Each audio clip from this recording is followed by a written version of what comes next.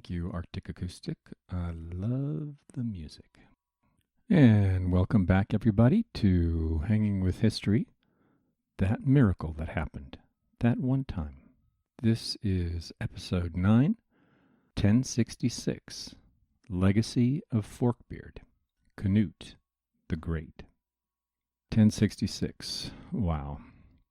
We differentiated emerging Europe in episode 3 from the ancient world slowly over time, and the rest of the world because of Christianity and its package of monogamy, female consent, and exogamous families. Slow impact, creating greater trust and tolerance that is genuinely different from anything else in the world. There's a Joseph Henrich slideshow that most anthropologists are reluctant to include because of Annotaeus and the way ideas and ideologies function with human brains. It's too banal for a scientist to say that love is vital. I say, get love working for you, and you might leave Malthus and his famines and misery in the dust. Since episode 3, we've been differentiating Britain from the rest of Europe, and the Vikings were one reason for it. England had the worst case of Vikings in Europe. Achoo! And there are a lot more reasons. Keep listening. But the Viking arc ends today with Canute the Great. Harald, why do you say Canute? You know it's Knut. You even have several family members named Knut. Hi, Reindeer75. Glad to have you back. It's been a while. I've missed your warm intelligence that hides behind that strong Norwegian voice. Well, same reason I mishmash Vikings, Norse, Scandinavian, and Dane. Even Britain and England sometimes. Oftentimes a word signifies much less than you think. The borders have changed for one thing, and the cultural differences, while small enough now, were probably minuscule then. So just to put it out there, Canute is spelled K-N-U-T. And in English, where there's a K-N, the K has become silent. So we tend to spell the king's name C-A-N-U-T-E, and that changes the pronunciation a bit from Knut by adding an extra syllable. Otherwise, in English, it'd be pronounced N-U-T, like nut. And Canute certainly wasn't a nut, despite the story of Canute and the waves. Remember a few episodes ago when we talked about the substantial Norse contribution to Middle English and the scholarly disagreements about the extent of it? I looked into the silent K as in knowledge and knee, and the silent G as in sign and benign, and they are still disagreeing. But I have a recommendation this time. LinguistEducatorExchange.com as the superior accessible source. Far deeper than Wikipedia, more accurate than the Oxford English Dictionary, which seems to have a worrying amount of errors, partly because many of the student contributors know only one old language, and the distinction between Norman French and Parisian French is pretty important, but often confuses people in distinguishing between Old English, Norse, and Norman French.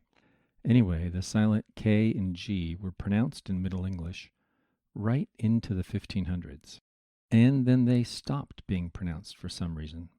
There are theories. The one I like best is that it's easier and faster. I think that's the most attractive idea. And this makes sense to me as a poor Norwegian speaker who listens to a lot of Danish. Written Danish and Norwegian are basically the same, just trivial differences.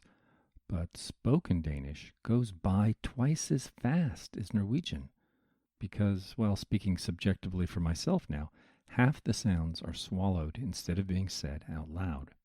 We have the saying in Norway, Danish is like Norwegian, except the speaker has a potato in their throat. It's not just us either. There's a whole memeplex around it and hilarious videos out there. I'll link some on the website, or you can go and do it yourself. Back to the History Podcast. Last week we left England in 1013 with a new conqueror. Dead conqueror, Sen Forkbeard. And despite the fact that I said who was king didn't matter, that progress towards the miracle was being built at the lower levels, well, this was really good for England.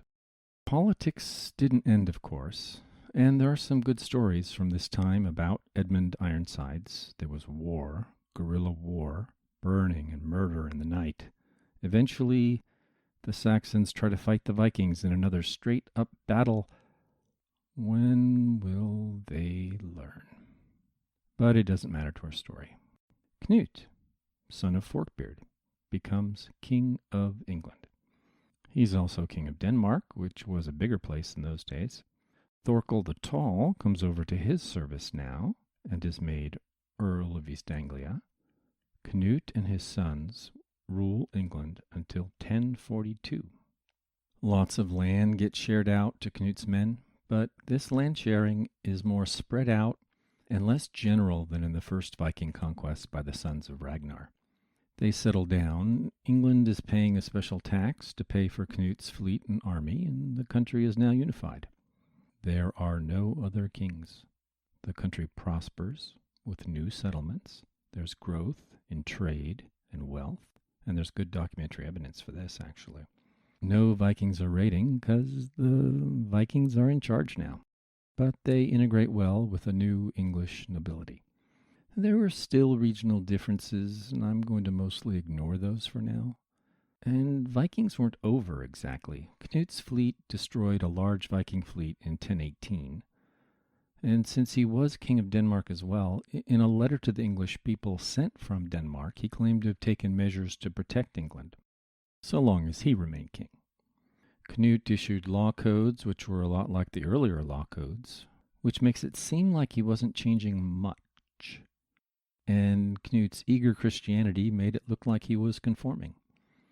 But he wrote a lot of charters as well, and the charters had witness lists from which we can see that the higher classes of England were partially replaced by new men. And Canute did get rid of, often physically get rid of, the corrupt oligarchy around Ethelred. Use your imagination how he might have done that. Much land changed hands. Many had been killed in the wars leading up to Canute's kingship. And the integration cut both ways. We can see evidence of a church in Roskilde, the closest thing to a Danish capital, built by English stonemasons in the 1030s. We also know that ecclesiastically the English won out in Scandinavia over their rivals in Bremen. And why two different groups of churchmen should have such a battle, well, I guess the monkeys are in charge. The monkeys are always in charge. With English churchmen coming to Scandinavia and Scandinavian ecclesiastics being trained in England.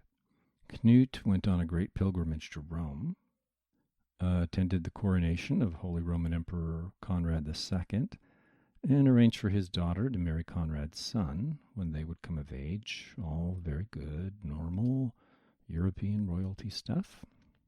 When Canute and his sons died, there was a lot more politics leading up to 1065 when Harold Goodwineson was elected, yes, elected, King of England. You said the name wrong again. Yes, and I'm sure I'll butcher the pronunciation of Wittangamut, where the top Saxon nobles had the right to elect a king. Harold Godwinson, known as Harold II, with one of Canute's sons being Harold I. I like saying good wine instead of Godwin as a kind of three-layered joke. I mean, I love good wine, but Godwin doesn't mean good wine like Retzlaff and Livermore, but God's friend or friend of God. And Puritans don't even exist yet. And English spelling is so varied you can find Goodwinson in sources, which is another part of the joke. Anyway, this is all a lead up to the great year 1066. Some think 1066 was a kind of Annus Horribilus, which smeared away some of the specialness of England into a more general, authoritarian European goop. And in their histories, William's conquest is kind of a sad event. This was gently mocked in episode 6 with the Jaws theme. But I'm going to say it was both necessary and good for England and English, given a long enough view. More on that later. You'll figure it out. We're talking about Harold II. He ties together some really weird things that happened. In theory, the West Saxon monarchy was elected, though in practice they'd been using primogeniture since Alfred's time. After Canute's sons were kings and then died, they brought Edward the Confessor from exile in Normandy and made him king. Edward was heavily influenced by his early upbringing in Normandy, and he had lots of Norman influence at his court. He was quite resented. So it wasn't an out-of-the-blue thing for William the Bastard to think of ruling England. William the Bastard? Yes, he was the son of the Duke of Normandy and a peasant woman who was an amazingly perfect physical specimen, and William shared that physical perfection as a young man. His beauty was said to be an important factor in his getting the throne of Normandy, since he was a bastard. So, not a bastard because he was so cruel. He was that too, especially to the Norse nobility in northern England who kept rebelling against him. He was a scorched earth type of guy too. They should call him William the Beautiful. Maybe. I want to start with Harold, though. But the problem was really Edward. Edward the Confessor seemed to have promised the throne when he died to at least 3 people. Harold, William the Beautiful, Sven II of Denmark, the great Forkbeard's grandson. Make up your mind, dude. Even though technically it required election, Edward's wishes were important to people, not sure why, but the widespread use of wills among even the lower classes in England is a distinctive, unique feature of life from as early as we have records. That sounds tautological. Harold was on the spot when Edward died and got the job, but that meant there were other claimants to the throne with pretty strong claims, better claims from a royal descent point of view. If you care about that, some people did. Harold was just the big man in England. Earl of East Anglia, Earl of Wessex, defeater of the Welsh. Edward supposedly came out of his coma long enough to ambiguously suggest Harold should protect the kingdom. A bit suspicious. He had no special descent from royalty type of claim. It's hard for us, from this distance, to understand how important that was to the people of England. The divine right of monarchy as a concept may not have been as well developed as it was a few hundred years later. But William the Bastard had a couple of good grounds to claim the throne. Not just Edward's promise, but supposedly Harold's promise to defer to William. Supposedly, William made Harold sit his butt down on several saints' relics and swear to defer to William. In the Middle Ages, they may not have had the word propaganda, but they still had propaganda. And our sources for this kind of stuff are pretty motivated. So Harold is king, William the Bastard has his claims, and a rocking good army behind him of archers and mounted knights. This is also a large army. Also, an even bigger badass named Harold, or Harald, had claims to the throne through Canute, Harald Hardrada. 1066 is also an awesome year because of this 3-way conflict. And it's not 4-way because William is able to pay off Sven II, call him Forkbeard III, with tons of money later on. Harald Hardrada, or Harold Hardruler, and for my Bulgarian listener, he was also known as Bulgar Burner. Bulgar Burner. How do you get that for a nickname? Was a leader in the Varangian Guard in Constantinople, where he got extremely rich on the basis of plunder from the Balkans to Mesopotamia. Also, he was the brother of Saint Olav, patron saint of Norway, that we've mentioned before, hanging out with Thorkel the Tall, Olav Haraldsson. His claim to the Norwegian throne was solid. He then performed a great service for England from 1048 to 1064. He basically invaded Denmark almost every year, and with Norway and Denmark at constant war, neither kingdom could do much in England. Although one of Harald's sons worked with the Welsh invasion in the 1050s. So finally, Harald makes peace with Sven and turns to England, having made a deal with Tosti, Harold Godwinson's brother, who was until recently Earl of Northumbria. So Harald and Tosti joined forces and looked to repeat Forkbeard's conquest. This is going to be the 3rd Viking conquest of England, and why not? Harold's first opposition is from the new earls of Northumbria and the Earl of Mercia at Fulford, and Harold crushes them.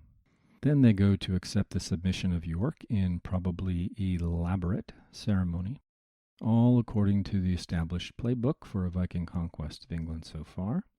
But Harold Godwinson surprises Harald Hardrada by making a forced march from the south and probably catches Hardrada and part of his army only lightly armed for the ceremony. The Battle of Stamford Bridge is the result. The fully armored part of the Viking army only arrives at the end after Hardrada is already dead. The aftermath is quick. Hardrada's sons are allowed to depart with their ships, and Harald Godwinson's English army hits the road for another forced march south to Hastings to meet William the Bastard. And two of our sources, Snorri, whose sagas you should all read, and Henry of Huntingdon, tell a cool story from this time. A lone English warrior rides up to the Norse army before the Battle of Stamford Bridge. He approaches Tosti and Hardrada and asks Tosti if he'd like to come back to his brother's side in return for getting Northumbria back. Tosti says, "That's a nice offer, but what will he give Hardrada?" And the English warrior says, 7 feet of good English earth, since he is taller than most.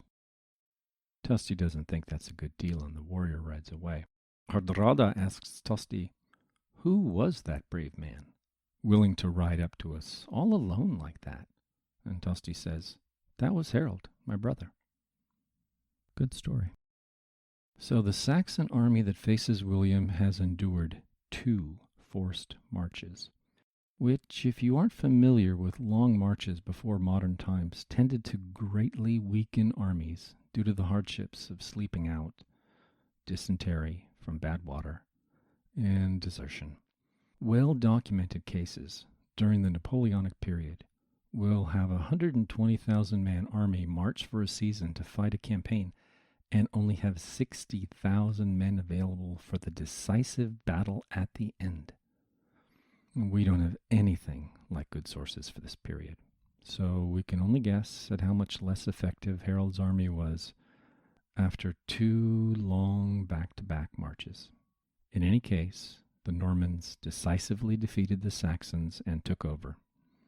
One consequence was that William now claimed that he personally owned all of England by right of conquest. And we'll leave that there until next week, after conversations with Camie.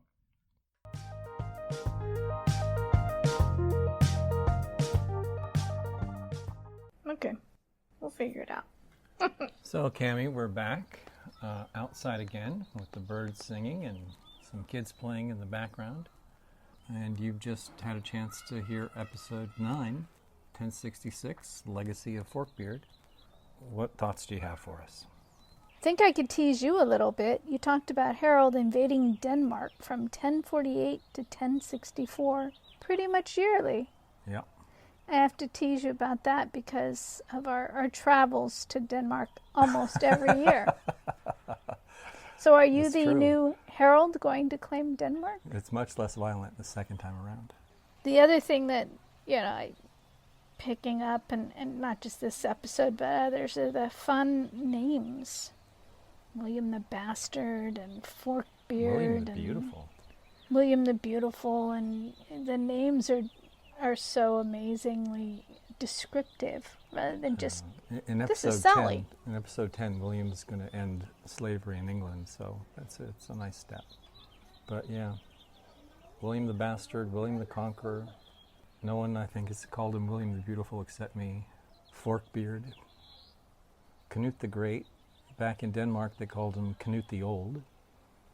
Oh, had he aged a great deal by the time he got there? Sometimes, well, there's speculation that maybe they use spirit world names, because otherwise they just don't make sense to us. Well, old could mean different things. It could mean wise. That he's over the age of 25 or 30. I mean, it was a very different time. Yeah. One of the interesting things is that maybe Harold instead of Harald, maybe he didn't have that good an army, that it was mostly mercenaries, that he didn't have as much support as one would like, because maybe the propaganda against him, maybe the omens in the sky, I think there was a comet, hurt his popularity, hurt the amount of belief people had in him. Stories that hint at that. So was astrology a big thing then? I mean, we know the Aztecs' astrology was big. Oh yeah. If a comet went overhead, it was, considered a tremendous portent. Are you going to be sorry to leave the Vikings behind? Because we're going to move on into the Middle Ages pretty soon, and some really surprising, semi-miraculous things that happen in England. So is it really ever possible for you to leave Vikings behind? I mean, we seem to find them everywhere we go. That's a really good question. Yes, it's too bad the Vikings never invaded the United States. You'd really have fun with that.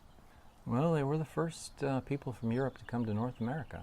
They went to L'Anse-aux-Meadows in the tip of Newfoundland. There is pretty solid archaeological evidence of a Norse settlement there that lasted maybe 3 years. It's thought that they probably did some sailing further south because they named the place Vinland, which is vine land of vines, specifically referring to grapes. The weather was warmer at that time, around the year 1000 than it is now. So we're not quite sure how far north vine grapes would have grown at that time. What's really interesting is this sort of fashion in history where for quite a long time the sagas were held to be very unreliable sources that existed mostly to bolster land claims to various areas. But the guy who found the L'Anse-aux-Meadows archaeological site found it by following the sailing directions that were in one of the sagas. To do that means that you had to have extremely faithful transmission of the sailing directions through the centuries. And it's kind of an acid test. There you have a thing that is very obviously true. So now I think there's a lot more consideration of how accurate the sagas were, with many people starting to, rehabilitate Snorri's reputation as a historian. So how did this historian document his facts? He's an Icelander who traveled to Norway and first wrote down histories and then kind of got the history bug and started writing a lot of histories. The Heimskringla is one of our primary sources for early Norwegian history, for example. His writing style is excellent, so they're very accessible, very easy to read, highly entertaining. What do you think of steak and corn for dinner tonight? Sounds great. That's my plan. Very good. Get cooking.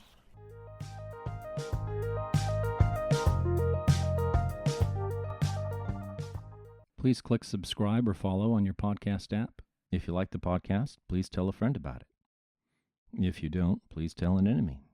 Thank you for listening. If you'd like to discuss anything covered in the episode, please feel free to email me at hangingwithhistorypodcast@gmail.com.